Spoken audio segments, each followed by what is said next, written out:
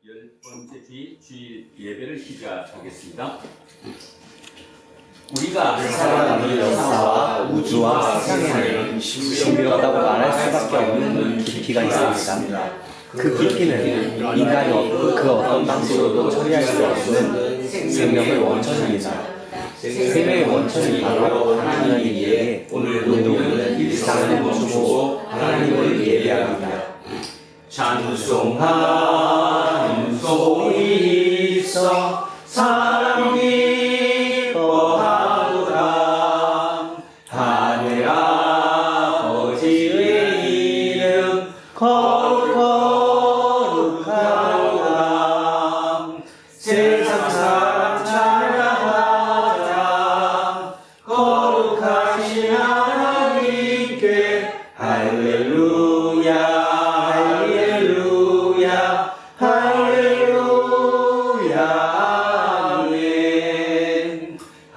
하나님의 나라 권세 영원토록 있도다.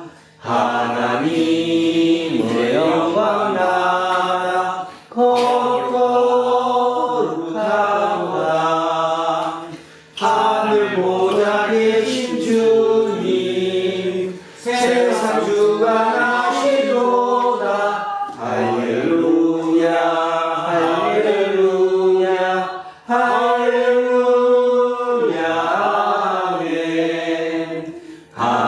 하나님의 크신 선이 그도대로 되도다. 우리 아버지의 뜻은 거룩하도다. 주여 속히 임하셔서 기쁜 날을 주옵소서. 할렐루야. 할렐루야. 아멘. 지금 세상에 존재하는 모든 것들과 과거에 존재했던 것들과 앞으로 존재하게 될 모든 것을 통치하시는 창조주 하나님, 믿음의 형제와 자매들이 지금 함께 모여 영과 진리로 예배를 드리니 하나님 홀로 영광을 받아 주십시오. 삶을 위협하는 세상의 악한 세력 앞에서도 우리가 겁먹지 않고 살아갈 수 있는 유일한 길은 하나님만이 생명의 주인이라는 사실과 예수 그리스도만이 구원의 주라는 사실, 그리고 성령만이 우리의 생명을 풍요롭게 한다는 사실을 영혼의 중심에서 받아들이고 있는 것입니다. 이런 믿음마저도 하나님의 은혜이니 우리가 어찌 하나님을 소리높여 찬양하지 않을 수 없겠습니까? 세상 마지막 때 생명의 심판주로 우리에게 다시 오실 우리 주 예수 그리스도의 이름으로 기도합니다. 아멘. 자비로우신 하나님, 우리를 불쌍히 여겨 주십시오. 우리는 하나님을 믿는 사람들이지만 세상 사람들과 마찬가지로 시대의 요구를 무작정 추종할 때가 많았습니다. 우리의 영혼의 깊이가 날이 갈수록 빈곤해진다는 사실을 인정하지 않을 수 없습니다. 주님, 우리를 불쌍히 여겨주십시오. 세상을 대신하여 하나님께 사죄의 기도를 드립니다. 사람이 사람을 수단으로 다루고 업적과 능력만을 삶의 목표로 삼으면서 자신이 생산한 것을 우상처럼 섬기고 있습니다. 우리를 불쌍히 여겨 주십시오. 예수 그리스도의 이름으로 기도합니다. 아멘. 기도합니다.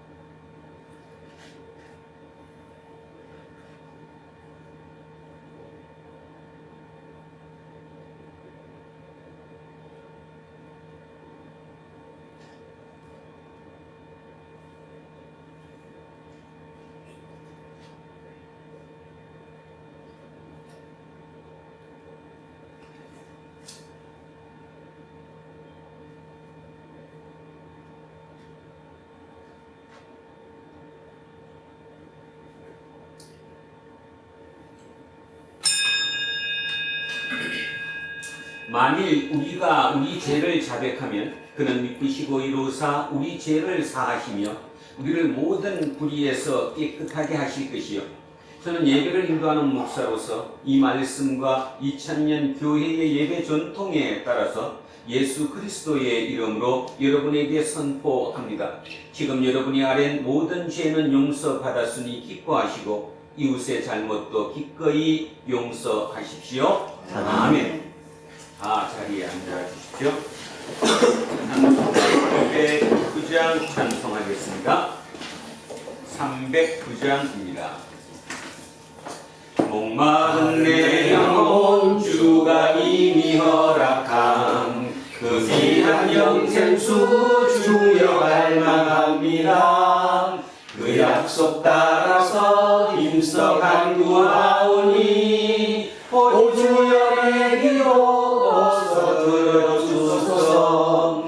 예수의 사랑 예수의 사랑 바다 물결같이 내게 임하니 영광의 물결에 온전히 쌓여서 내 영혼의 기쁨 한량 없도다. 주 내게 약속한 큰 비 내려주시렴. 은혜의 저울은 건너편에 떠올라 그 귀한 징조가 내게 밝히 보이니 나 힘을 다하여 주께 간구합니다. 예수의 사랑 예수의 사랑 바다 물결같이 내게 임하니 영광의 물결에 온전히 쌓여서 내 영혼의 기쁨 한량 없도다. 은혜의 소낙비 지금 흡족히 내려 구원의 큰 강물 흘러차고 넘쳐서 내 주한 모든 죄 모두 씻어버리니 나 지금 은혜를 충만하게 받았네. 예수의 사랑 예수의 사랑 바다 물결같이 내게 임하니 영광의 물결에 온전히 쌓여서 내 영혼의 기쁨 한량 없도다. 차고 넘치는 주의 은혜의 물결 힘차게 밀려와 내게 만족합니다. 오 할렐루야로 주를 찬송하오니 내 마음의 기쁨이 항상 충만함이라. 예수의 사랑 예수의 사랑 바다 물결같이 내게 임하니 영광의 물결에 온전히 쌓여서 내 영혼의 기쁨 한량 없도다. 자비와 긍휼하심이 충만하신 하나님 아버지, 저희들을 세상 가운데에서 불러내시어 하나님의 자녀 삼아주시고 언제나 주의 사랑으로 인도하시고 품에 안으시고 그렇게 세상을 살아갈 수 있게 하시니 참으로 감사를 드리며 이 예배를 드리오니 주여 기쁘게 받아 주시옵소서.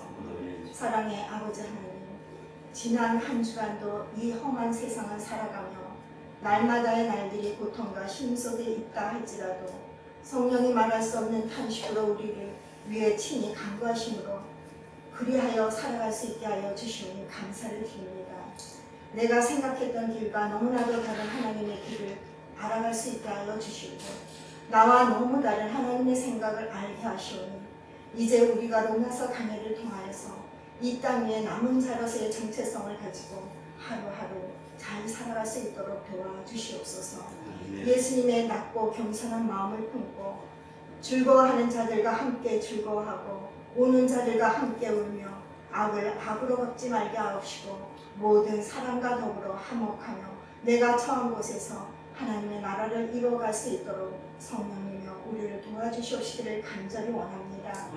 그리하여 우리 두란노 교회는 오직 하나님만을 바라보며 하나님께 인정받으며 하며 날마다 하나님께 새 힘을 공급받아 이 세상에 선한 영향력을 끼치고 살아갈 수 있는 자들로 우뚝 설 수 있게 하여 주시옵기를 간절히 원합니다.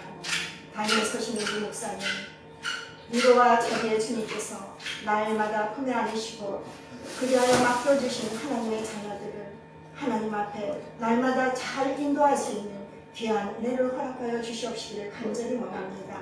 선포되어지는 하나님의 말씀을 우리 심령에서 깊이 새기며 그 말씀대로 살아갈 수 있는 능력을 허락하여 주시옵소서. 예배를 주님 앞에 맡기오며 예수 그리스도의 이름으로 기도드리옵나이다. 아멘. 인사하겠습니다. 조금 손해보고 삽시다. 손해보고 삽시다. 하나님 사랑합니다. 하나님 사랑합니다. 목사님을 사랑합니다. 목사님을 사랑합니다. 김동수님을 사랑합니다. 이문수님을 사랑합니다. 김재훈님을 사랑합니다. 김재훈님을 사랑합니다. 이영웅님을 사랑합니다. 이영웅님을 사랑합니다. 이영웅님을 사랑합니다. 이영웅님을 사랑합니다.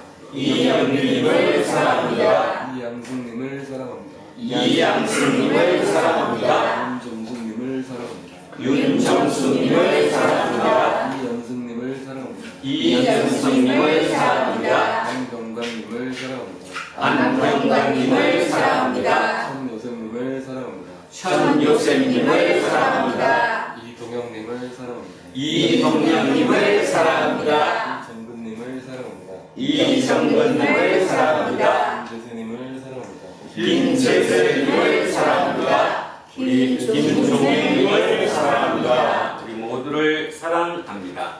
기도하겠습니다. 말씀의 능력이신 하나님, 세계 교회들에게 성서 일과에 따라 주어진 말씀을 읽는 자와 그 말씀을 설교하는 자와 듣는 우리 모두 성령으로 하나가 되기를 바랍니다. 이 순간 성령이 우리의 영혼을 지배하시어 산만한 생각에 빠져들지 않도록 우리를 지켜주십시오. 예수 그리스도의 이름으로 기도합니다. 아멘. 첫째 말씀으로 가겠습니다. 열왕기하로 갑니다. 구약성서 567쪽입니다.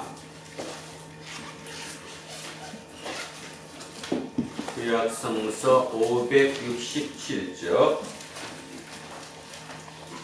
열왕기하 4장 38절에서 44절까지 말씀입니다.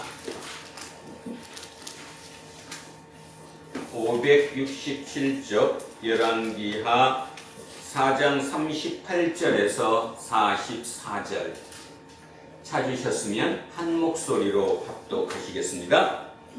엘리사가 다시 길갈에 이르니 그 땅에 흉년이 들었는데 선지자의 제자들이 엘리사의 앞에 앉은지라 엘리사가 자기 사모에게 이르되 큰 숯을 걸고 선지자의 제자들을 위하여 국을 끓이라 하며 한 사람이 채소를 헤어 들에다가 들포도 동물을 만나 그것에서 들호박을 따서 옷자락에 채워 가지고 돌아와 썰어 국 끓이는 솥에 넣되 그들이 무엇인지 알지 못한지라. 이에 보다가 우리에게 주어 먹게 하였더니 우리가 그걸 먹다가 그들이 외쳐 이르되 하나님의 사람이여 솥에 죽음의 독이 있나이다 하고 능히 먹지 못하는지라. 엘리사가 이르되 그러면 가루를 가져오라 하여 솥에 던지고 이르되 보다가 우리에게 주어 먹게 하라 하며 이에 솥 가운데 독이 없어지니라.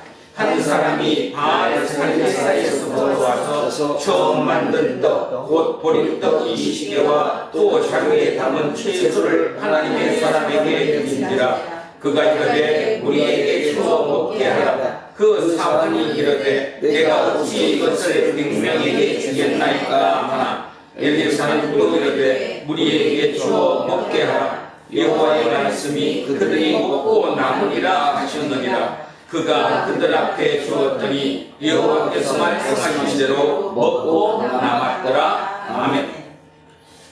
성시교독 시편 14편으로 갑니다. 811쪽입니다. 뒤로 넘기셔서 811쪽 시편 14편 말씀입니다.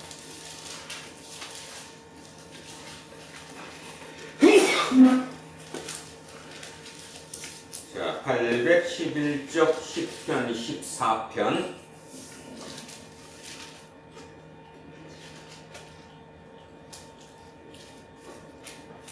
시작합니다. 어리석은 자는 그의 마음에 이르기를 하나님이 없다 하는도다. 그들은 부패하고 그 행실이 가련하니 선을 행하는 자가 없도다. 여호와께서 하늘에서 인생을 보고 살피사 시각이 있어 하나님을 찾는 자가 있는가 보려 하신즉 다 치우쳐 함께 더러운 자가 되고 선을 행하는 자가 없으니 하나도 없도다. 죄악을 행하는 자는 다 무지하며 그들이 떠먹듯이 내 백성을 먹으면서 여호와를 부르지 아니하는도다. 그러나 거기서 그들은 두려워하고 두려워하였으니 하나님이 의인의 세대에 계시미로다. 너희가 가난한 자의 계획을 부끄럽게 하나 오직 여호와의 그의 피난처가 되시리로다. 이스라엘의 구원이 시온에서 나오기를 원하노다. 여호와께서 그의 백성을 포로된 곳에서 돌이키실 때에 야곱이 즐거워하고 이스라엘이 기뻐하리로다. 아멘. 둘째 말씀 에베소서로 갑니다. 신약성서 313쪽입니다. 신약성서 313쪽 에베소서 3장 14절에서 21절 말씀입니다.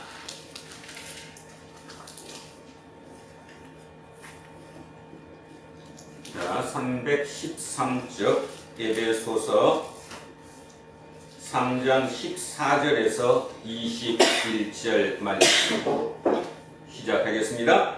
이러므로 내가 하늘과 땅에 있는 각 족속에게 이름을 주신 아버지 앞에 무릎을 꿇고 엎니노니 그의 영광의 풍성함을 따라 그의 성령으로 말미암아 너희 속사람을 능력으로 한결하게 하시오며 믿음으로 말미암아 그리스도께서 너희 마음에 계시게 하시옵시고 너희가 사람 가운데서 뿌리가 박히고 토가 굳어져서 능히 모든 성도와 함께 지식에 넘치는 그리스도의 사랑을 알고 그 너비와 길이와 높이와 깊이와 뻔함을 깨달아 하나님의 모든 충만하신 것으로 너희에게 충만하게 하시기를 구하노라. 우리 가운데서 역사하시는 능력대로 우리가 구하거나 생각하는 모든 것에 더 넘치도록 능히 하실 이에게 교회 안에서와 그리스도 예수 안에서 영광이 대대로 영원하기를 원하노라. 아멘. 셋째 말씀 요한복음으로 내려옵니다. 152쪽입니다.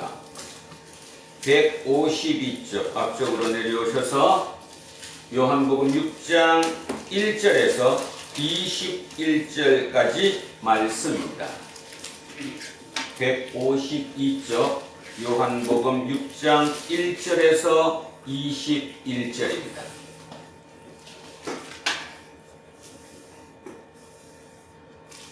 시작합니다. 그 후에 예수께서 디베랴의 갈릴리 바다 건너편으로 가시매 큰 무리가 가더니 이는 병자들에게 행하시는 표적을 보았으니라. 예수께서 산에 오르사 제자들과 함께 거기 앉으시니 마침 유대인의 명절인 유월절이 가까운지라. 예수께서 절들어 큰 무리가 자기에게로 오는 것을 보시고 빌립에게 이르시되 우리가 어디서 떡을 사서 이 사람들을 먹이겠느냐 하시니 이렇게 말씀하시면 신이 어떻게 하실지를 아시고 빌립을 시험하고자 하시니라. 빌립이 대답하되 각 사람으로 조금씩 받게 할지라도 200데나리온의 떡이 부족하리이다. 제자 중 하나 곧 시몬 베드로의 형제 안드레가 예수께 여짜오되 여기 한 아이가 있어 보리떡 5개와 물고기 12마리를 가지고 있나이다. 그러나 그것이 이 많은 사람에게 얼마나 되겠사옵나이까. 예수께서 이르시되 이 사람들로 앉게 하라 하시니 그곳에 잔디가 많은지라 사람들이 앉으니 수가 5,000명쯤 되더라. 예수께서 떡을 가져 축사하신 후에 앉아있는 자들에게 나눠주시고 물고기도 그렇게 그들의 원대로 주시니라. 그들이 배부른 후에 예수께서 제자들에게 이르시되 남은 조각을 거두고 버리는 것이 어떻게 하라 하시므로 이에 그분이 버린 떡 5개로 먹고 남은 조각이 12바구니에 찼더라. 그 사람들이 예수께서 행하신 이 표적을 보고 말하되 이는 참으로 세상에 오실 그 선지자라 하더라. 그러므로 예수께서 그들이 와서 자기를 억지로 붙들어 임금으로 삼으려는 줄 아시고 다시 혼자 산으로 떠나 가시니라. 저물매 제자들이 바다에 내려가서 배를 타고 바다를 건너 가버나움으로 가는데 이미 어두웠고 예수는 아직 그들에게 오시지 아니하셨더니 큰 바람이 불어 파도가 일어나더라. 제자들이 노를 저어 10여리쯤 가다가 예수께서 바다 위로 끌어 배에 가까이 오심을 보고 두려워하거늘 이르시되 내니 두려워하지 말라 하신대 이에 기뻐서 배로 영접하니 배는 곧 그들이 가려던 땅에 이르렀더라. 아멘. 오늘 주신 말씀입니다. 로마서 10장 1절에서 8절까지 말씀입니다. 로마서 10장 1절에서 8절 253쪽입니다. 자, 천천히 생각하시면서 오늘 주신 말씀 같이 합독합니다. 형제들아, 내 마음에 원하는 바와 하나님께 원하는 바는 이스라엘을 위함이니 곧 그들로 원을 받게 합니다. 내 주는 하노니 그들이 하나님께 열심히 있으나 올바른 지식을 쌓은 것이 아니니라. 하나님의 의를 모르고 자기의 의를 세우려고 힘써 하나님의 의에 복종하지 아니하느니라. 그리스도는 모든 자에게 의를 이루기 위하여 율법의 마침이 되시니라. 모세가 기록하되 율법으로 말미암는 의를 사는 사람은 그 의로 살리라 하였거니와 믿음으로 말미암는 의는 이같이 말하되 내 마음에 누가 하늘에 올라가겠느냐 하지 말라 하니 올라가겠느냐 하면 그리스도를 모셔 내리려는 것이요 혹은 누가 우정에게 내려가겠느냐 하지 말라 하니 내려가겠느냐 하면 그리스도를 죽은 자 가운데서 모셔 올리려는 것이라. 그러면 무엇을 말씀하냐? 말씀이 내게 가까워 내 입에 있으며 내 마음에 있다 하였으니 곧 우리가 전파하는 믿음의 말씀이라. 아멘. 오늘은 열심 그리고 하나님의 의와 자기의라는 제목으로 하나님의 말씀의 은혜를 나누고자 합니다. 아주 오래전에 서울대학교 교수였던 이면우 교수가 쓴 책이 있습니다. 책 이름은 신사고 이론 2.0이라는 책이었는데요. 그 책에 20가지의 여러 가지 얘기를 하면서 이런 얘기가 들어 있었습니다. 그 당시가 몇 년도였냐면 이게 94년에 나온 책이니까 지금으로부터 30년 전이네요. 30년 그 당시 이면우 교수가 그 책에 이렇게 썼습니다. 우리 사회의 발전을 저해하는 공적이 있다. 공적. 이 공적이라는 게 좋다는 이 공적이 아니라 공공의 적입니다. 공적으로 적이 된다는 거죠. 세상에 공공이 적이 되는 세 부류가 있다라고 얘기했습니다. 한번 잘 들어보십시오. 첫 번째는 무식한 사람이 전문직에 앉아 있는 경우. 무식한 사람이 전문직에 앉아 있는 경우. 이게 첫 번째였고요. 두 번째는 무식한 사람이 소신을 가지고 있는 경우. 무식한 사람이 소신을 가지고 있다. 세 번째는 무식한 사람이 부지런한 경우. 세 가지를 얘기했어요. 근데 가만히 한번 잘 생각해 보십시오. 94년도와 30년이 지난 지금의 대한민국이 어떨까? 그리고 잠시 이제 우리가 우리나라를 아니까 94년도면 우리 사회가 어땠냐 하면요. 굉장히 역동적이었습니다. 94년도가. 아시다시피 88년도 서울 올림픽을 기준으로 해서 우리 대한민국은 아주 막 역동성이 살아나가지고 세상이 살만했죠. 그때는 대학만 나오면 다 취직됐고요. 그죠? 골라서 취직했습니다. 내가 가고 싶은데 골라서. 지금처럼 못 가는 게 아니라. 사회가 참 역동적이었습니다. 그리고 모든 게 잘 돼가고 있고요. 모든 게 희망적이었습니다. 그때가 94년이었어요. 그런데 하필이면 그럴 때 어찌 보면 나라가 지금 잘 돼가고 있고 나라 자체가 굉장히 지금 활성화되어 있는데 이면희 교수는 이렇게 세 가지 얘기를 했습니다. 발전을 막는, 사회의 발전을 막는 세 가지 부류의 공공의 적이 있다. 그러면서 중요한 얘기를 시작하는 거예요. 첫째, 다시 한번 하면 무식한 자가 뭐하다고요? 전문직에 앉아있는 경우. 여기서 무식하다는 이런 표현을 쓰니까 조금 듣기가 거북스러우면 이렇게 표현을 조금 수준을 낮춰도 됩니다. 잘 모르는 사람이 전문가가 아닌데도 불구하고 전문직에 앉아있는 경우.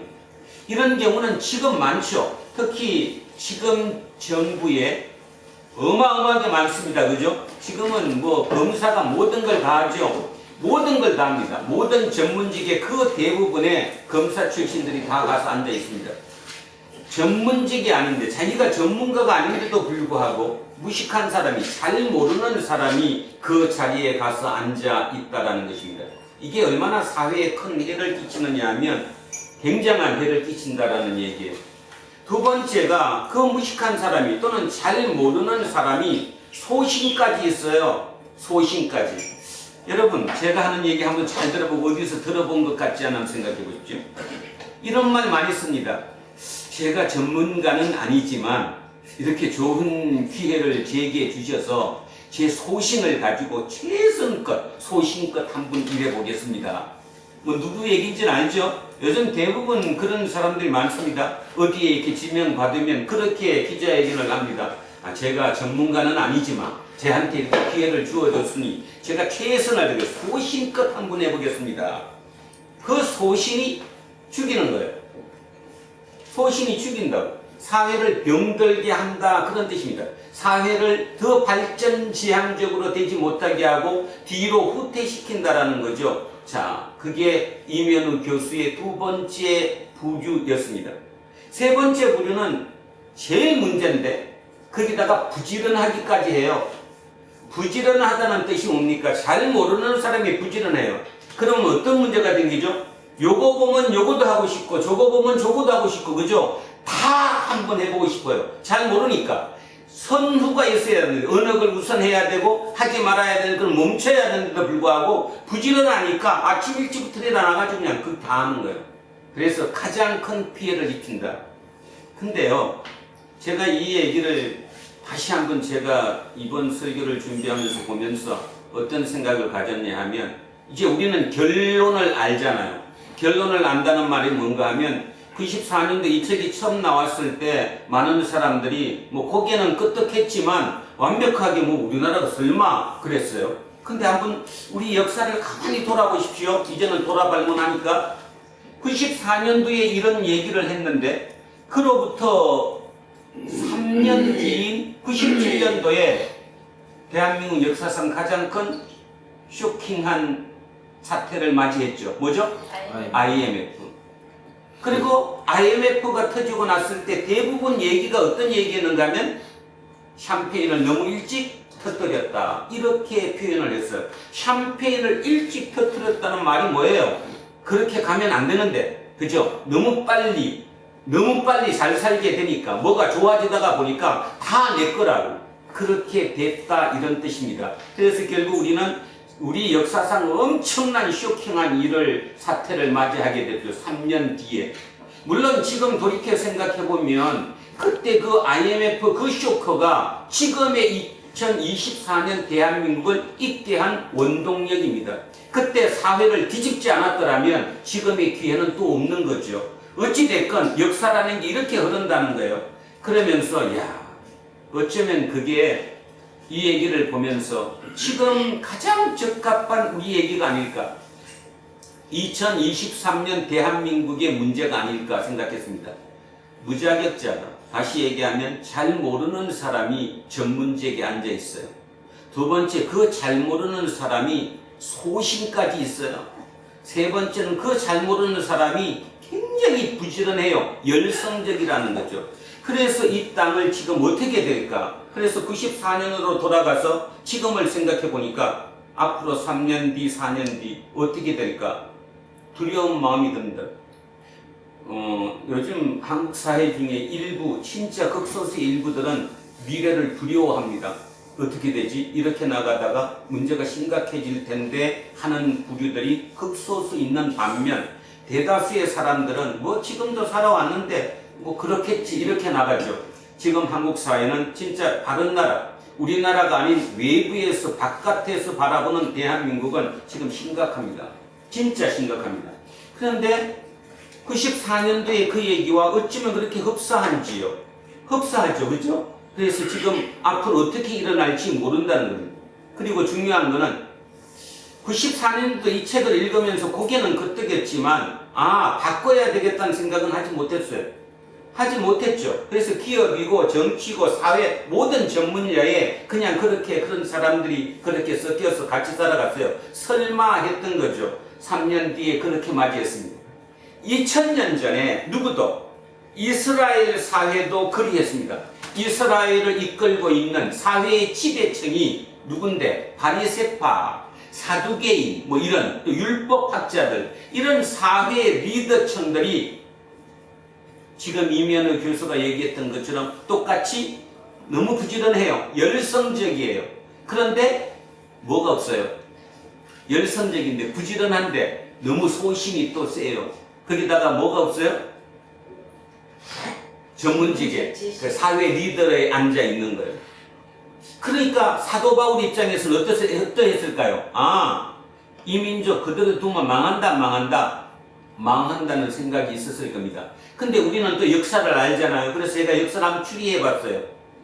사도 바울이 이 로마서를 쓴 게 통상학자들이 57년도에 썼다고 생각합니다. 57년도. AD 57년도에 이 편지를 썼다면, 이 편지를 쓴 사도 바울이 예측이 정확하게 13년 뒤에 맞아 들어갔죠. 왜? 13년 뒤면 몇 년이에요? 70년도에 뭐가 망했어요? 이스라엘이, 예루살렘이 완벽하게 망했어요.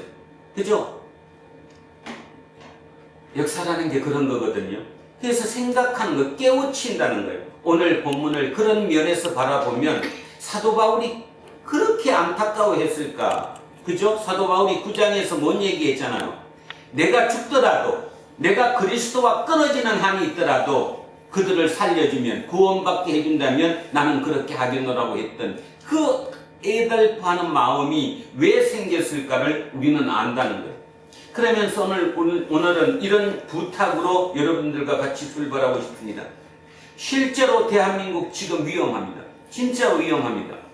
이면호 교수의 이 얘기를 그대로 갖다가 집어넣는다면 위험한데, 문제는 뭐냐 하면 대다수의 사람들이 그거를 인정하지 않는다는 거예요.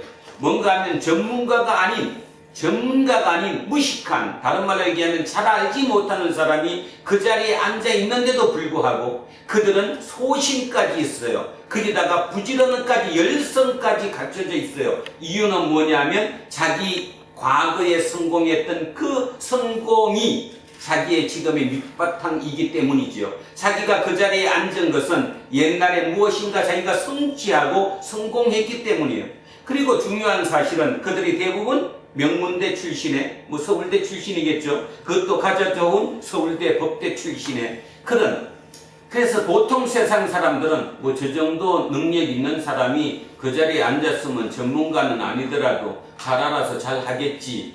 그들에 대해서 염려하지 않는다는 것입니다. 지금 우리 사회의 문제는 저는 그렇게 생각합니다. 염려하지 않습니다. 그 정도 되면 그 정도는 알아서 되겠지.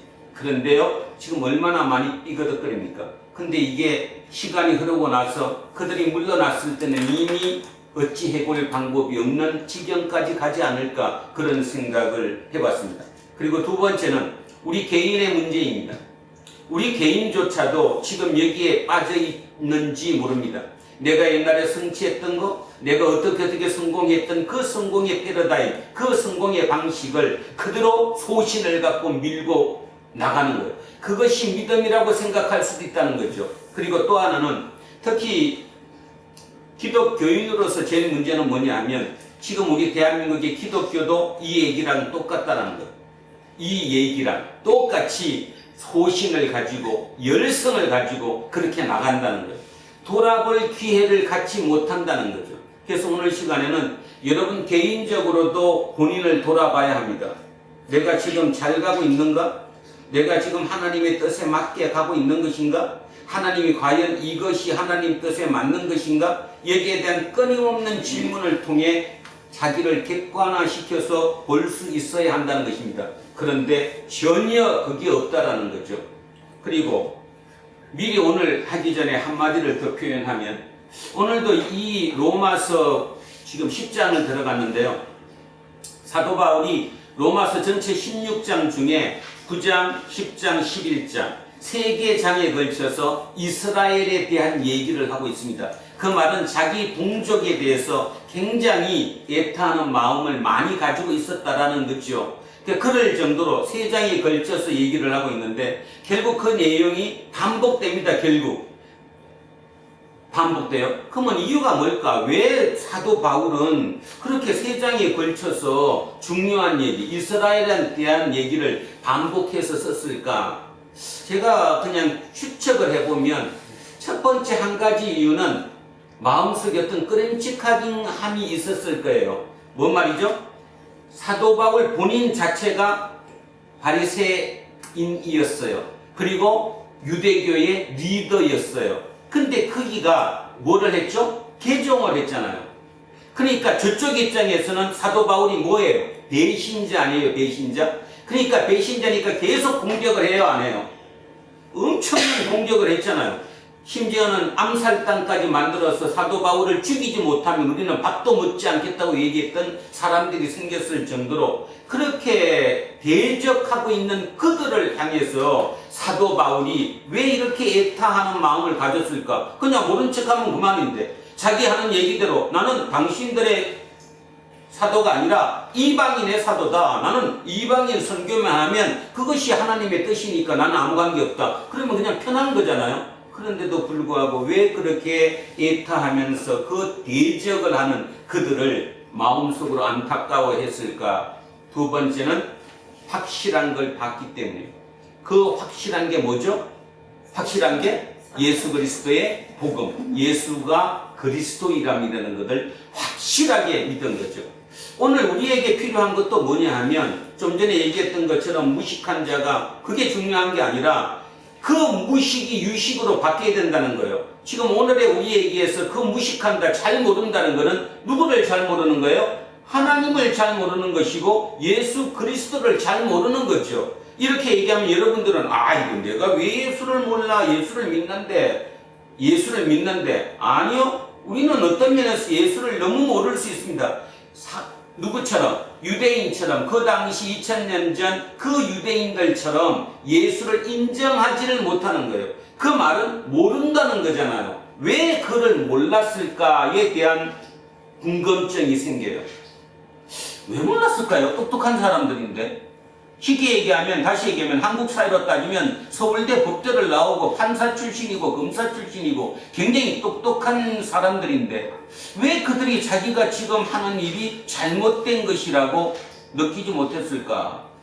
거기가 오늘 설교를 하면서 여러분과 나누고 싶은 가장 중요한 메시지입니다. 왜 그랬을까요? 왜 그들은 몰랐을까요? 근데 사도 바울도 똑같이 그들과 같이 하다가 다마스커스 가는 그 길 위에서 환상 속이든 어떤 형태로든 예수 그리스도를 만남으로 인해서 180도 변했다는 거죠. 그 말은 이제 알았다는 거잖아요. 그전에는 몰랐는데 알았다는 거예요. 그전에는 무식했는데 지금은 유식, 알게 되었다라는 거예요. 이 알고 나니까 저쪽이 너무 답답한 거죠. 모르는 게. 지금 우리도 그렇지 않나요? 뭘 모를까요? 도대체 그들은 왜 몰랐을까요? 거기에 대한 답을 한번 생각해 보고자 합니다. 바리새인들이 일단 중심으로 하겠습니다. 왜냐하면 그들이 리더였기 때문에, 유대인 사회에 이끌고 가는 리더였으니까 그들을 기준으로 해보면 그 똑똑한 사람들이, 그렇게 하나님의 율법, 법을 잘 안 하는 사람들이, 그리고 그 법대로 살아가려고 그 법을 지킴으로 인해서 자기가 구원받는다고 생각할 정도로 애썼던 사람들이 왜 예수 그리스도를 인정하지 못했을까? 다른 말로 복음을 인정하지 못했을까? 왜일 것 같아요? 왜 몰랐을까요? 머리가 나빠서 모르는 것도 아닌데, 율법도 통달한 사람들인데 왜 그걸 몰랐을까? 첫째 이유는 뭐예요?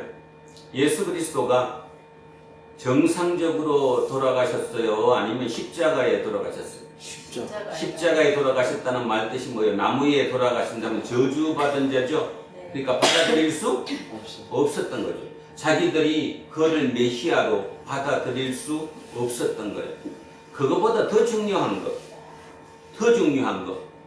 사도 바울은 그럼 왜 받아들였을까요? 여러분 한번 가만 생각해 보세요. 사도 바울은 그들 중에 최고 앞서가는 리더였는데, 유대교의 리더였는데, 웬만한 사람보다 타의 추종을 불허하는 열성을 가지고 있었는데, 그죠? 예수 믿는 사람들이 이단이라고 해서 그를 잡아다가 죽이는데 몸을 바쳤던 사람들인데, 그리고 예수를 만나게 된 다마스커스, 쿠웨이트죠, 지금의 시리아의 다마스커스로 가는 그 길에서 환상 속 예수를 만나기 전까지 그는 얼마나 열정적이었는데, 열심이었는데, 그는 근데 어떻게 알았을까? 그럼 다른 사람은 왜 몰랐을까? 거기에 대한 생각을 한번 구체적으로 해봐야 합니다. 여러분, 바리새인들도, 그러니까 다른 사도 바울이 아닌 다른 사람들도 율법을 지켜갖고 의에 이른다는 게 가능하다고 생각했을까요? 가능하지 않다고 생각했을까요? 아니, 그러니까 여러분이 그 입장이 돼서 한번 생각해보면, 자기가 율법을 진짜 지켜서, 자기가 실제로 율법을 지켜서 의에 이를 수 있다, 다른 말로 구원에 이를 수 있다고 믿었을까요? 안 믿었을까요? 믿었어요. 네? 못 믿습니다. 한계를. 그렇죠. 인간이면 못 믿죠. 그럼 말이 안 돼. 어떻게 믿었겠어요? 그러면 그걸 어떻게 해결했을까요? 못 믿었으면 사도 바울은 못 믿었기 때문에 돌아섰잖아요. 그죠? 돌아섰어요. 근데 왜 그들은 안 돌아섰을까? 제사 지내는 걸로. 그렇죠. 이영미 집사님 지금 정확하게 하셨네요. 그들이 문제는 뭐냐 하면 제사를 지낼 수 있잖아요. 속건제, 속죄제 같은 제사. 그래갖고 분명히 자기가 일주일을 살든 뭐 어떻게 살든 살다가 죄를 짓는 거, 율법을 다 지키지 못하는 거 알았어요. 그리고 지키지 못하면 그것을 제사를 지내죠. 소를 잡아서 바친다거나 양을 통해서 제사를 지내서 다시 사함을 받아요, 안 받아요? 맞아요. 그러니까 자기는 죄 진 거예요, 안 진 거예요? 안 진 거지. 네. 죄를 사했으니까. 그렇게 합리화시켜서 나간 거거든요. 지금 그걸 생각해보면 우리랑 같아요, 안 같아요? 같잖아요. 밖에 나가서 설교 듣는 대로, 말씀대로 산다고 아무리 얘기해도, 기도하는 대로 살라고 애써봐도 못 살거든요. 못 살아요. 근데 어떻게 해요? 못 사니까 그 중에 양심이 바른 사람들은 그래도 주일 성수는 철두철미하게 해요. 그리고 마음이 겸손한 마음으로 예배에 나와요. 그리고 예배를 드려요. 그 정도 되는 사람이라도 그래도 다행이라는 거죠. 그죠? 그래서 항상 직선으로 가는 게 아니라 나선형으로 가죠. 앞으로 좀 가는 것 같다 다시 뒤돌아 갔다가 다시 앞으로 이렇게. 그러면서 손톱만큼씩 조금 앞으로 하나님께 다가가는 거예요. 근데 문제는 그렇게 되다 보니까 많은 사람들이 그렇게 나가는 걸 자기 스스로 인정을 못해. 내가 예수를 믿는데 왜 나는 저렇게 못 나가지? 저 사람처럼 하나님 앞에 저렇게 빨리 나갈 수가 없지? 이렇게 되다 보니까 중간에 포기하는 거죠. 그래서 예배 시간도 그냥 형식적으로 매너리즘에 빠진 것처럼 그냥 대충 드리는 거예요.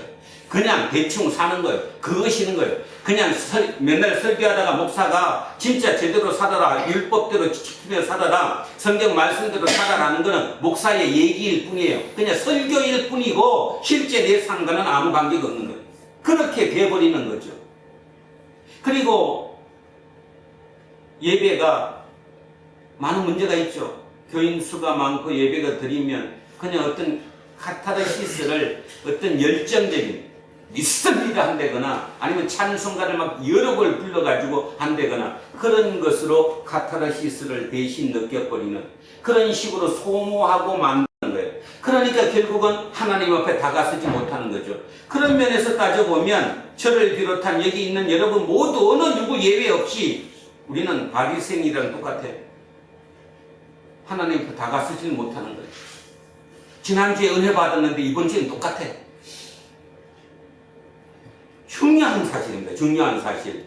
그런 면에서 따져보면 사도 바울이 왜 그렇게 마음이 안타까워했을까에 대한 답을 우리는 어렴풋하게나마 마음속으로 뭔가를 느낄 수 있어요. 그 안타까움이 결국 우리에 대한 안타까움일 수도 있어요. 우리에 대한. 지금 2024년을 살아가는 우리에 대한 안타까움이 2000년 전 사도 바울의 안타까움 속에 포함되어 있다는 거죠. 예수 그리스도께서 그 안타까움 때문에 본인이 대신 십자가에 질 수밖에 없었던 그 안타까움도 지금 거기에 다 섞여 있는 거예요. 우리는 어떤 면에서 그냥 종교를 종교로 소비하고 말아요. 소비하고 요즘 들어와서 제가 그걸 참 많이 느껴요. 소비하고 만다. 특히 로마서를 하면서 너무 어려워요. 어렵다는 말 알죠? 어렵다는 말. 말이야 뭐 당연히 제가 모르겠어요. 한글 읽을 줄 아는데. 근데 저게 어떤 의미였을까를 들어가다 보면 참으로 우리가 엉터리였구나 하는 생각을 너무나 많이 한다는 거죠. 그래서 오늘 다른 거 다 잊어버리고 두 개만 꼭 기억하십시오. 바리새인들 율법 지킨 거 잘한 겁니다. 잘한 거예요. 그죠? 그들은 최선을 다해서 한 거예요. 근데 불구하고 제사를 지냄으로 인해서 돈이 많은 사람은 소를 잡고 돈이 없는 사람은 양을 잡고 그것도 더 없으면 비둘기를 잡아서 속건제, 속죄제, 제사를 드림으로 인해서 자기 합리화를 시켜버렸다는 거예요.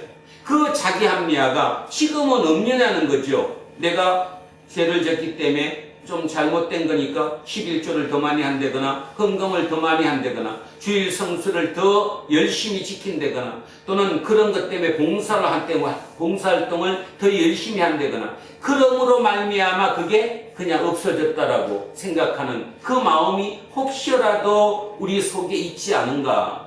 만약에 그렇다면 우리는 그 당시 그들과 똑같다. 근데 역사적인 진실로 다시 얘기하면 사도 바울이 그렇게 애타했던 그 고국, 그 자기의 조국 이스라엘이 자기가 편지 쓴 시로 13년 만에 다 완전히 폐망하고 말았다는 사실. 1994년 이면우 교수가 대한민국 사회에 그렇게 활성화된 잘 살고 있는 뭔가 역동성이 살아 꿈틀꿈틀 움직이는 그 대한민국에 대놓고 대한민국이 지금 사회를 망하게 하는 발전을 저해하는 공공의 적이 있는데 그 적이 무식한 거다. 무식한 사람이 전문직에 앉아 있는 거다. 무식한 사람이 소신까지 있는 거다. 무식한 사람이 부지런하기까지 하다. 이 말이 안 되는. 실은 지금 그것 때문에 역동성이 있는 건데. 그죠? 근데 그 역동성이 있는 그 중에서 그거를 캐치한 거 아니에요? 저게 나중에 문제 될 거다. 그랬더니 불과 3년도 가지 않아서 IMF라고 하는 엄청난 샴페인을 일찍 터뜨렸다고 얘기했던 그 사건을 맞이했던 것처럼 결국 지금 우리의 삶도 똑같지 않을까라는 생각을 마음속으로 돌려보아야 합니다. 특히 종교는 생명과 관계가 있습니다. 그죠? 여러분의 생명을 어떻게 생각할지 모르지만 내 이 생명과 관계 있기 때문에 이것은 잘 되고 안 되고 뭐 대충 하고 안 하고의 문제가 아닙니다. 확실한 걸 잡아야 된다는 거죠. 결국 구원은 생명이 구원인 거예요. 그죠? 다시 유한한 생명이 뭘로?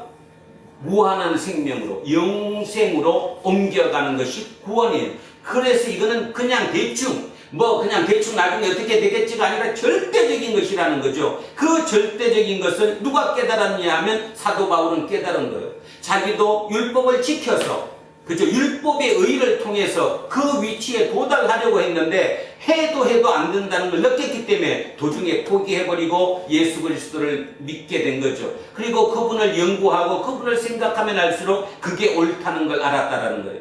지금 우리에게 필요한 것은 그것이다. 저는 그렇게 생각합니다. 그래서 오늘 중요한 얘기를 한번 잘 따져보셨으면 합니다. 자, 1절 이렇게 출발합니다. 형제들아, 내 마음에 원하는 바와 하나님께 구하는 바는 이스라엘을 위함이다. 곧 그들로 구원을 받게 한다. 자, 이해가죠 충분히? 지금 내 마음이 원하는 바고 하나님께 내가 기도하는 바는 뭐냐 하면 내 동족 이스라엘이 구원받게 하는 것이다. 자, 근데 그들이 지금 구원을 받는다 아니면 구원을 받지 못한다? 구원을 받지 못한다. 이유가 뭐냐? 사도 바울은 이유도 알아요. 왜냐하면 자기가 거기에 있었으니까.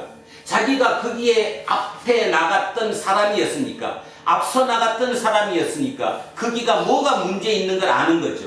자, 2절에 정확하게 알아들었어요. 내가 정언하노니 그들이, 자, 이스라엘입니다. 이스라엘 그들이 하나님께 열심히 있으나, 아까 이면희 교수들에게 하면 뭐가 있어요? 부지런해요. 열심히 있어요. 진짜 최선을 다해요. 자, 열심히 있으나 올바른 지식이 없다는 거예요. 올바른 지식을 따른 것이 아니라 올바른 지식이 없다. 뭐하다? 무식하다. 잘 모른다. 잘 모르는데 부지런하다. 문제가 있는 거죠. 잘 모르는데 부지런해요. 기업을 운영하십니까? 직원들 잘 보십시오. 더 문제되는 게 약간 게으른 것보다 잘 모르는데 부지런한 건 회사 망가뜨리죠.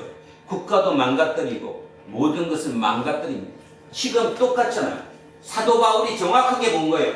하나님께 열심히 했어요. 부지런해요. 아주만 대단해요. 그런데 올바른 지식이 없어요. 잘 모른다는 거예요.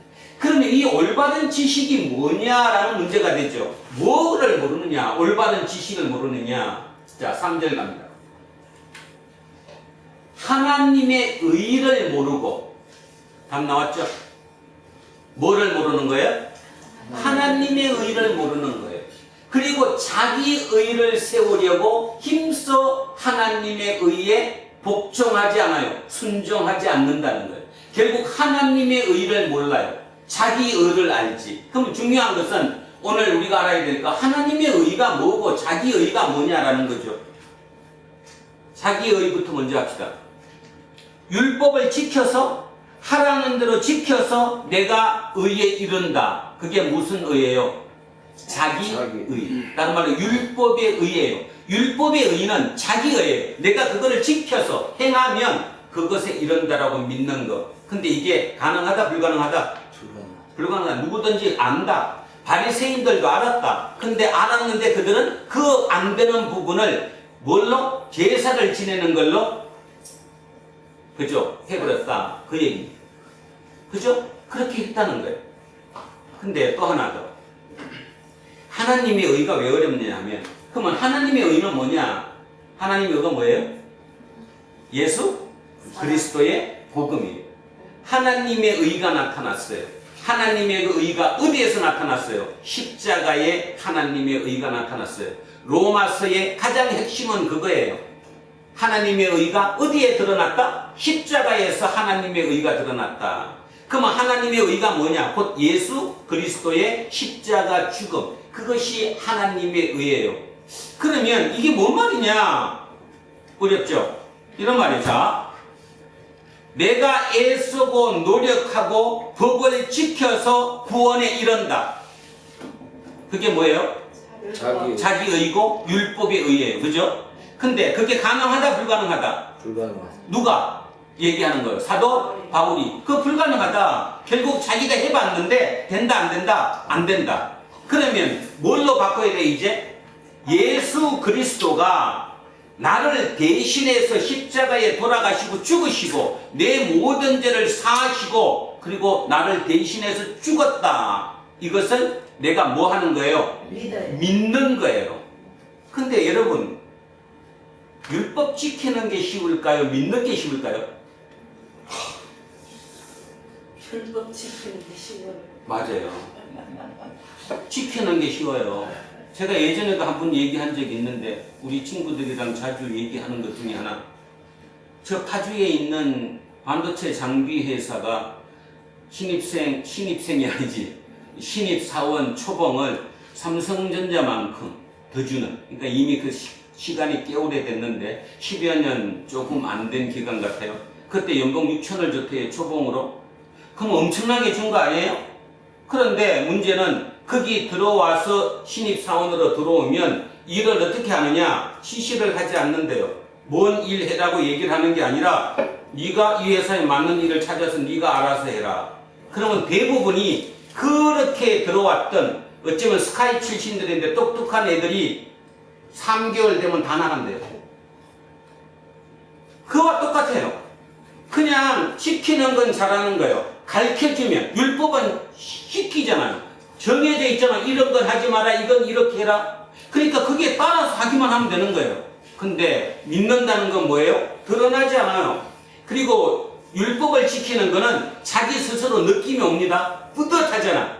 마음에 뭔가 막 자부심이 생기는 것 같고, 야, 내가 대단한 것 같은 뭔가 이런 게 있기 때문에 율법 지키는 게 쉽지, 믿는 게 절대로 쉽지 않아요. 믿는 게 뭐 아무것도 안 하는 것 같아요, 믿는다는 게. 그런데요, 성경에서 얘기하는, 다른 말로 얘기하면 성경이 신약성서는 헬라어로 기록되어 있는데, 그 헬라어로 믿음이 뭐냐, 믿는다는 게 뭐냐, 우리의 생각하는 거랑 차이가 많이 나요. 헬라어로 믿음이라는 거, 헬라어로 기록된 성경의 믿음, 믿는다, 그 믿는다는 게 뭔 뜻이냐 하면, 그게 옳습니다, 그게 맞습니다, 그렇게 해서 내가 인정하는 거, 깨닫고 인정하는 거, 그것을 마음에 새기는 거, 그게 마음으로 믿는 거예요. 그러니까 우리처럼 그냥 믿습니다 마음으로, 마음은 딴 데가 입으로만 믿는 게 아니라 실제 믿는 거죠. 근데 이제 우리 동양적인 믿음 그리고 마음 그러면 대개 이 마음이 어떤 걸 따지죠? 지정이라고 해서 어떤 감성적인 것으로 마음을 많이 따지는데, 헬라어에서 마음은 지적이에요. 이성적이라는 거죠.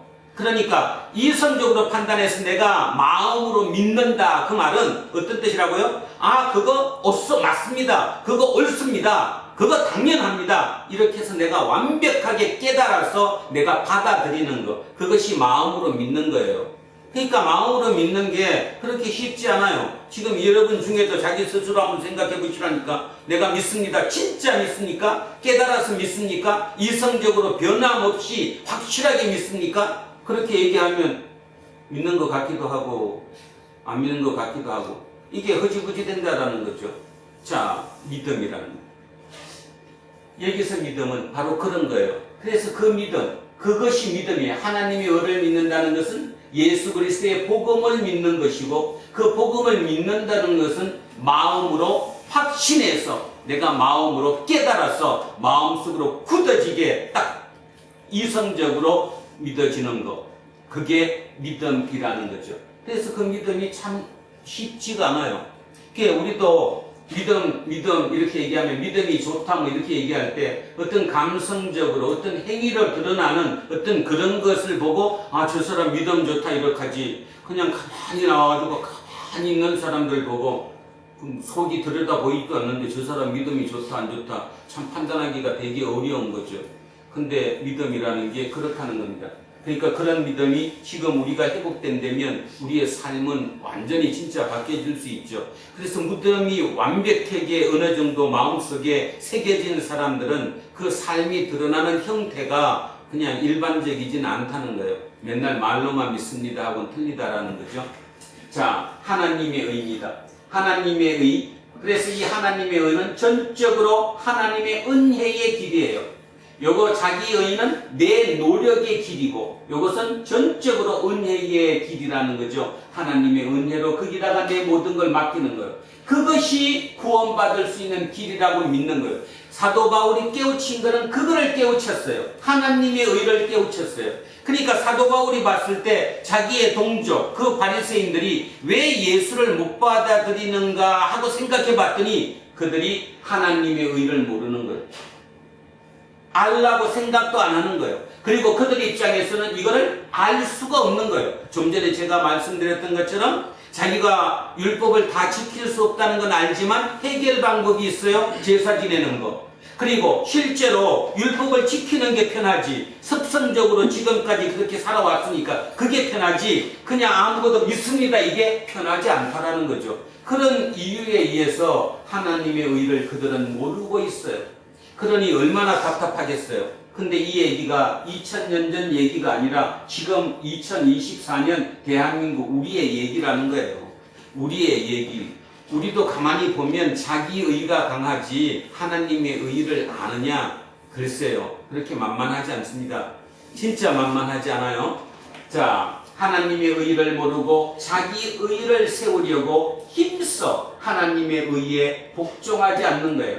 그래서 너무 열심히 무식한데 열심인 사람, 무식한데 부지런한 사람은 결론적으로 뭐냐? 자기는 하나님의 뜻에 순종하고 있다고 생각하지만 실은 하나님께 불순종하고 있는 거죠. 하나님을 거역하고 있는 거예요.